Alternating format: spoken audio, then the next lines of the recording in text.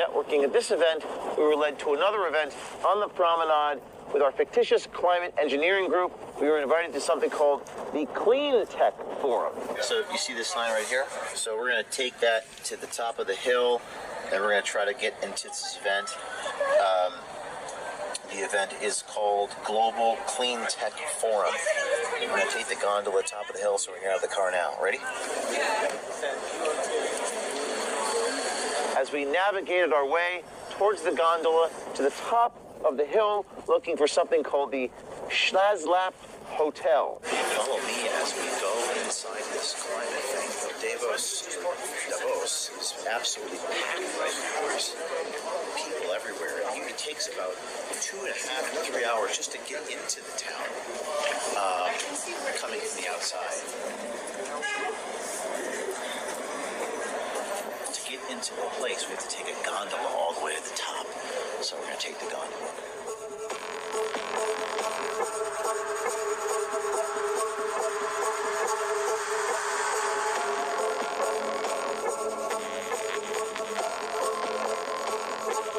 Now, in something called the Schlazlap Hotel, high on the top of the mountain in Davosu, Switzerland, there were dozens of entrepreneurs on a stage led by this guy, Balbir Singh, who kind of looks like a James Bond villain with a cane. Balbir yells how BlackRock is behind all of it. This is a very, very special moment in Davos's history.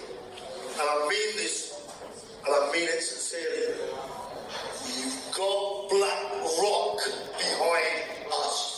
Now, I had seen these stands on the promenade earlier where each company had a place where they were located. There was Palantir, Accenture, Deloitte, and BlackRock. I actually walked up to the BlackRock pavilion, made small talk with the security guard, and thanked them for the great work that BlackRock is doing. How you doing, sir?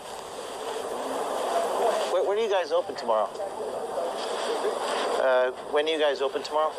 It's only you need an appointment. You can go book an appointment over the homepage. Okay.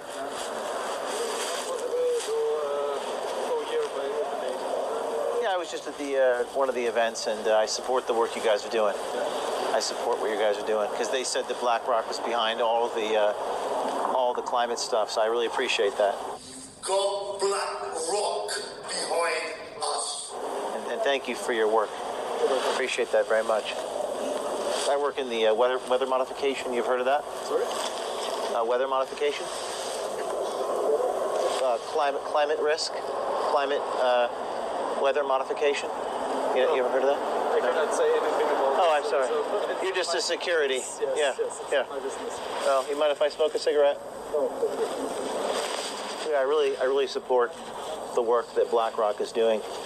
I think it's going to be good for the environment, you know. Maybe. Now remember our cover. We said we work for Climate Systems Engineering Group, and there are some images from our website.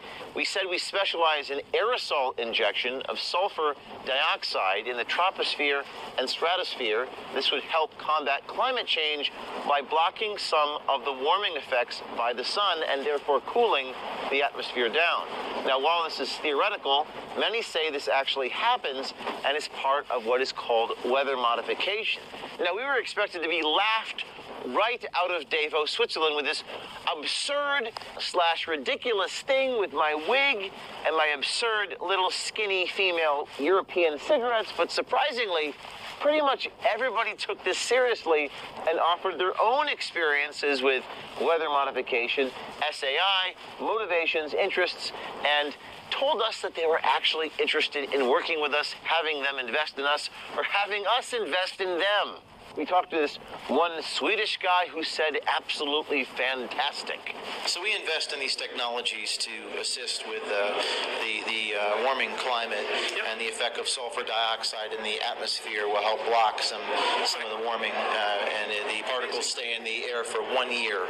So, and actually were speaking to some of the airplane manufacturers and to see if they can emit some of our technology into the atmosphere to help with the global warming.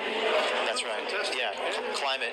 I mean, we don't like to use the term climate engineering. It scares people, so we prefer. Of course, but it's but for me, being an engineer, I think that's actually what you do. It's Oh yes. You can have financial engineering, you can have, I'm sure, climate engineering, because it involves something that's more scientific. Yes, exactly. You're an engineer, you understand. And it's from Sweden, right? Yeah. So we don't like to call them chemtrails. We don't like to use this. So what do you call it instead? Well, we call it aerosol injection. Aerosol. It's kind of like little droplets, and the droplets form in the air, and they stay there for a year. It's modeled kind of a mini volcanic eruption, actually. And aviation fuels have some sulfur in them, so Yeah. it creates some sulfur dioxide emissions naturally, and that does have a cooling effect. Now, this guy, Kennedy Ritchie, who runs a company called 4Air, spoke on stage, and he says on his website that he wants to, quote, decarbonize the aviation industry. He actually told me he was trying to eliminate contrails entirely. A lot of the work actually came out of the military, so they do this all the time. Have you worked with them at all? No, because they're a little more closed door about their procedures. You ever heard of sulfur dioxide? Yeah. You've heard of that? Yeah. It's actually pretty cheap to do it. The Oh, yeah. ability to put sulfur dioxide there is actually a pretty cheap way to cool down the earth. Oh, yeah. So the opportunity for one or two people to do it is impressive. He went a little further. He's like, it'd be interesting if governments start doing this over each other's territories on purpose. Like if we start getting weather modification as a government, either good or bad. The closest one I'm aware of is something called the Airborne Snow Observatory. They do some more like weather, I don't want to say modification, but more like upper atmosphere weather monitoring is probably a better term. Yeah. Now, according to the website Airborne, this is what this guy Ritchie brings up, measures snow depth, snow water equivalence, provides highly accurate snowpack data, is a commercial spin-off of NASA's Jet Propulsion Laboratory snow monitoring technology used to help water managers and scientists. We are inside this hotel, deep within the bowels of the World Economic Forum, undercover. We just met with a number of engineers inside this climate technology group, and one of the things that keeps coming up is this idea of cloud seeding and trails behind airplanes. A group of people talking about airplanes that replace jet fuel with sustainable energies. We talked about people who have done cloud seeding. Earlier today in this room, Al Gore was in this room, Larry Fink was in this room, and now we're in the room talking to people about geoengineering, weather modification, and the trails that come behind airplanes. What's going on? I would say aluminum oxides in my lettuce. Are you kidding me? Aluminum oxides. Aluminum oxides are part of the cocktail from the hill that they're spraying above our heads. Yes. So far, the disguise is working. Nobody recognizes me. If anything, people are very helpful, giving me their cards. Our camera operator, he got kicked out. We have hidden cameras. Stay tuned. A lot of these people at Davos, definitely not a fan of Donald Trump. I actually refer to him as Orange Man Bad quite a few times with different officials from the United Nations. Nobody seemed to be a fan of Donald Trump, who will be here in Davos Wednesday. The Orange Man getting here. His team is already here. He's speaking on Wednesday, 2 o'clock. Really? I will not be there for that. His name wasn't Lipton Iced Tea. It was just High Tea. We suspected he might have low tea, but he worked with the United Nations for over 16 years. Hi there. Jay, nice to see you. You work where? United Nations. Oh, that's awesome. Yeah, and I've been with them about Saw this job, but I've been with the UN for like 16 years. You do any education with climate change, and you do anything like that? Yeah. Yep. I mean, the UN does everything. I mean, we sit in the private sector division of the UN, and we work with over 4,000 companies, so one of them has to be working on that. I mean, in our role, we're not allowed to comment per se. Yeah. In one of the most shocking and interesting interactions I had here in Davos, I met a man from Denmark who works alongside DARPA. That's the Defense Advanced Research Project Agency. And he brings up that people around him would have an inclination to create what he calls artificial rain. He also says that he works with 3-letter agencies. We're looking at Vanguard Technologies. We're creating our own platform. Wow. We're working with laser light comms and DARPA. Well, I've heard of this. Significant, serious stuff. Yeah. Do you do any climate risk work? Climate risk mitigation, yeah, a little bit. You do all of that? Yeah. Do you do it? What do you do? Yeah, so Vaguely. we'll fundraise, we structure capital. I mean, you don't need climate weather modification, geoengineering? Not directly. Indirectly, or? No, but are you in that company? Do you have that company in your portfolio that does artificial rain? Yes, we invest in that. Yes. And are you familiar with this? How about SAI, stratospheric aerosol injections? Oh, yeah. And sulfur dioxide in the atmosphere. So yeah, artificial rain. We work in that space. Yes. Wonderful. Yes. Correct. Florida. Florida. Have you done any indirect work with the artificial rain, or no, not yet. Not yet. Do you intend to? There might be people around me that would be alleged to have an inclination to do that. United States? Yeah. And Europe, Central Europe. Well, good. I'd like And to. even Africa. I know ministers of foreign affairs in a couple of African nations legitimately.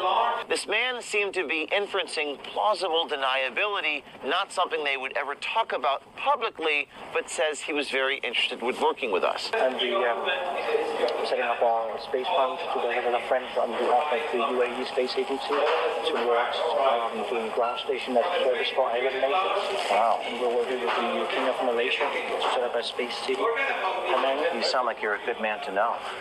maybe depends on your ethos and your aptitude. I understand. Plausible deniability, not something they would ever talk about publicly, but says he was very interested with working with us. And we're setting up a space fund together with a friend on behalf of the UAE Space Agency towards doing a ground station at service for island nations. Wow. And we're working with the King of Malaysia to set up a space city. And then You sound like you're a good man to know. maybe depends on your ethos and your aptitude. I understand. Now, DARPA, out of the Department of War, Department of Defense, and the Pentagon, researches atmospheric phenomena like energy propagation, controlling ice. They focus on sensing, understanding, and mitigating cold weather effects. DARPA, to our knowledge, has not publicly announced a project to create artificial rain. It's actually incredibly rare that you ever even meet an official who would discuss anything like this. But then again, we're not just anywhere. We are here in Switzerland, in Davos, and we are on top of a mountain eating truffled potato terrine in a vegetable coat with curly endive salad and forest berry dressing. We are undercover at the World Economic Forum. Now, at that moment, someone became suspicious and started pointing at me, so I got the hell out of there. I think he noticed your wig, so I think we should go tell him. Someone noticed the wig, so we have to get the hell out of here. So we're leaving my background in the event, headed down the so we're leaving the event, headed down the railway back to town. And it's a very interesting event. A lot of good contacts. And very, very interesting.